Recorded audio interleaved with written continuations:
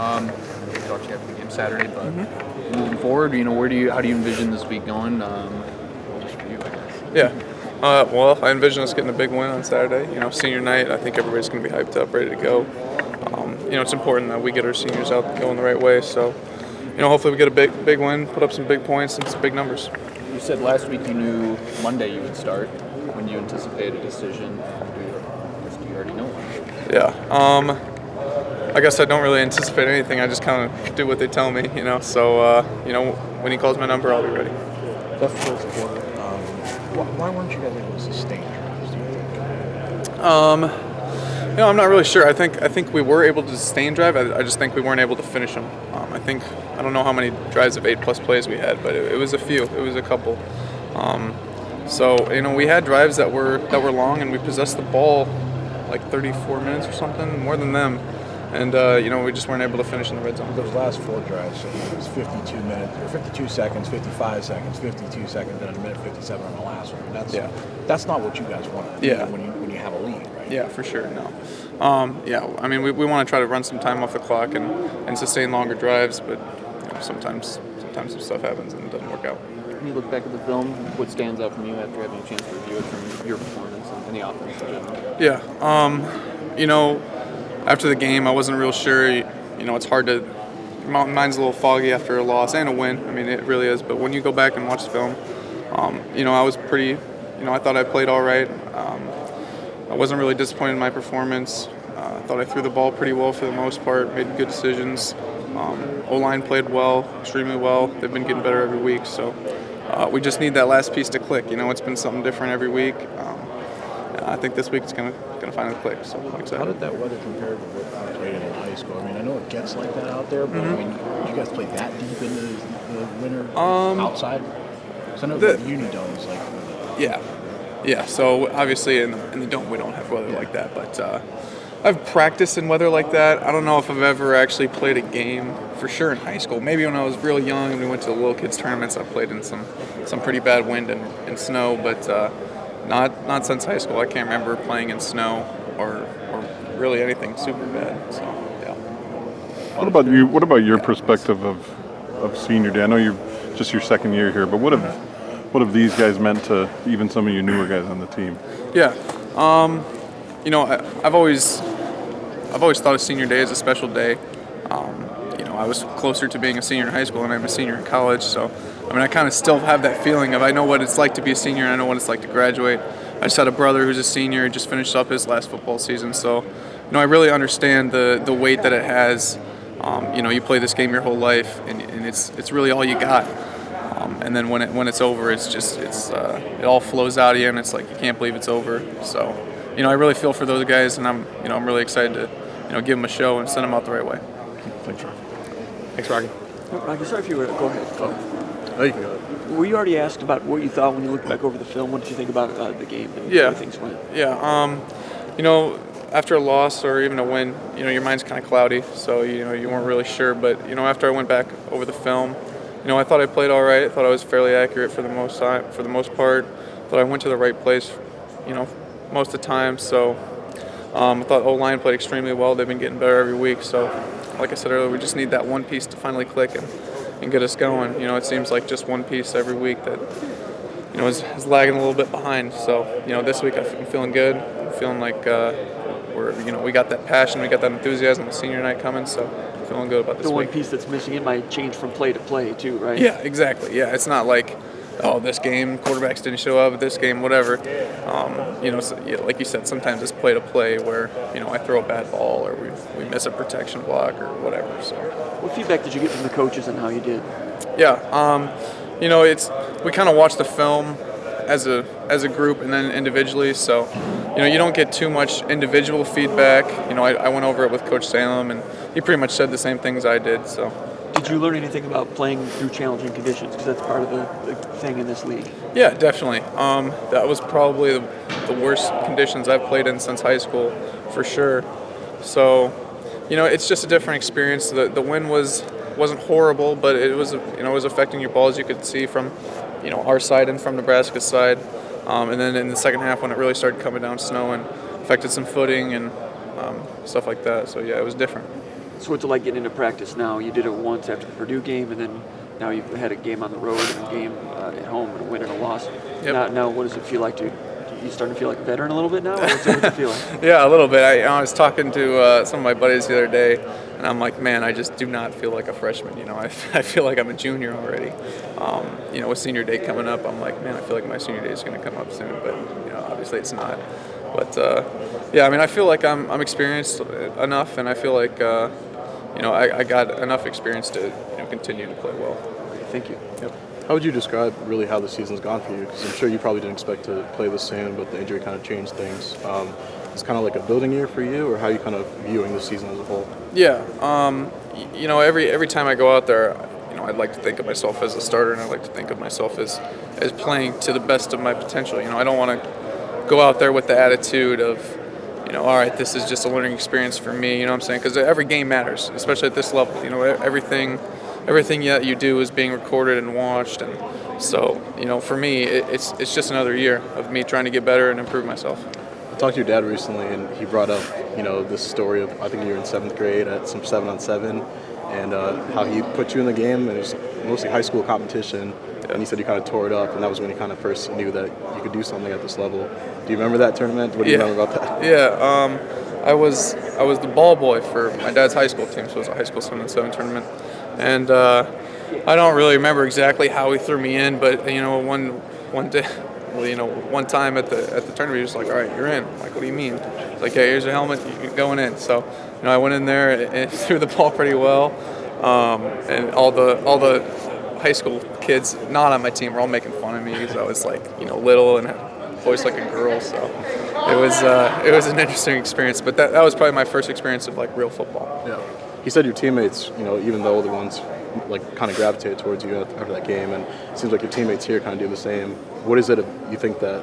Why do you think these people kind of just gravitate towards you as a player? Yeah, I think they understand my competitive edge, like where I come from. I've always kind of had a chip on my shoulder. That's kind of what this program's been built around. So every time I go out there, I'm bringing my all, whether it's winter conditioning, whether it's football, whether it's weightlifting, whatever. Like, I'm going to go out there and give everything I got. And I think that at the end of the day, like, these guys are my brothers, and I think that they know that I do anything for them.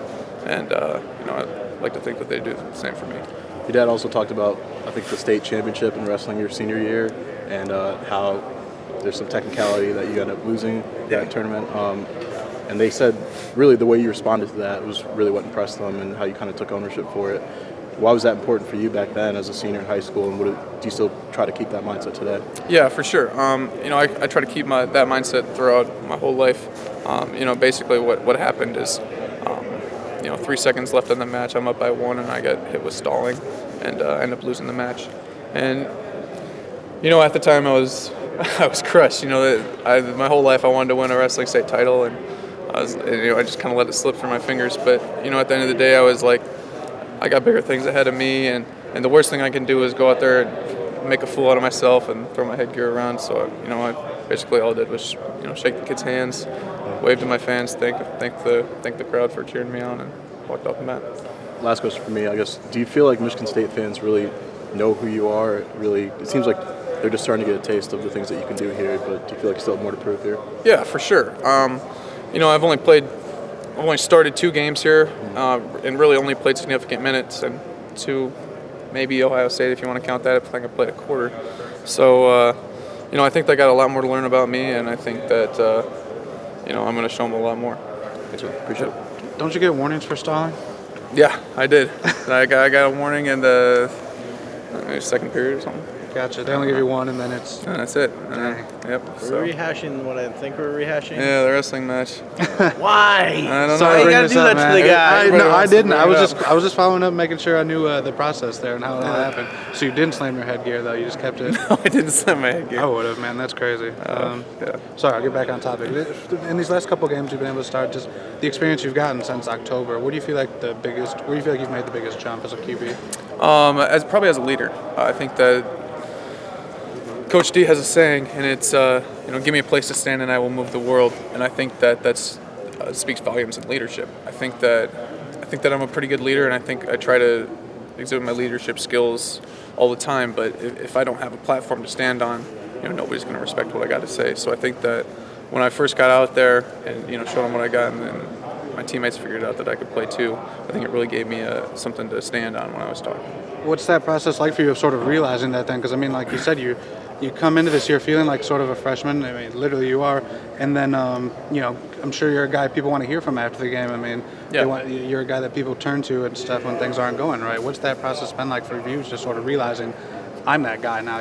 Yeah, it's a little bit different, but it's not crazy. I've been a leader my whole life. I helped lead teams growing up, and I'll continue to lead this team and hopefully teams after. So it's just something that's always been a part of me, is trying to help my teammates and keep them moving forward and keep them moving in the right direction, and hopefully they trust me enough to listen. And then what about the other way around with some of the veteran guys on this team? Just how do they show that they have that trust in you, beyond just saying it or whatever, just talking in the huddle? How do they go about communicating that? Yeah, well, first of all, just listening. You can tell when somebody's actually listening to you when they talk, and when somebody's just sitting there to sit there. They're just sitting there to watch you babble along about nothing. But I think they actually value what I have to say, and I think that they value my opinion. And then also, you can tell when somebody respects you as if when they're out on the football field and they almost don't respect you. They're kind of poking fun at you. And one time I was on a knee in the huddle, about to call the play, and Tyler Higbee pushes me down to the ground in the huddle at practice. So it's like just that kind of stuff of joking around with your teammates and having fun. That's kind of when you know that they're comfortable with you and that they respect you. That was this year even? This year, yeah. Oh, okay, I thought you were saying that was before when you. Okay. This was like a couple weeks ago, maybe. I can't remember. Understood. I got you. Mark today had mentioned, with Brian playing hurt and obviously not playing as well as he'd like, some of the negativity that's out there, social media and stuff, kind of chipping away at his confidence. You guys are roommates on the road and obviously spend a lot of time together. How tough is it to watch a guy go through that, where he's not playing the way he wants to, and he's playing hurt, and people are ragging on him? No, for sure. Yeah. No, it's terrible, and it happens all over the place. I mean, I get negativity too. I mean, you'd be surprised at what some people say, but No, we won't. no, I mean, you go out there and some people just think we're kind of robots out there, just playing the game of football, and people don't realize that we're human beings too, and we got feelings, and we can see that stuff, So it's hard to watch him, just go on Twitter for 5 minutes and just scroll through his feed, and it's something about him or something about whatever, So it's difficult, and I wish he didn't have to go through it, but it's just kind of how today's world works. What about Coach Warner? He's been taking a lot of heat the last couple of weeks too. Yeah. How have you seen him, and how have you, I guess, perceived some of that? Yeah.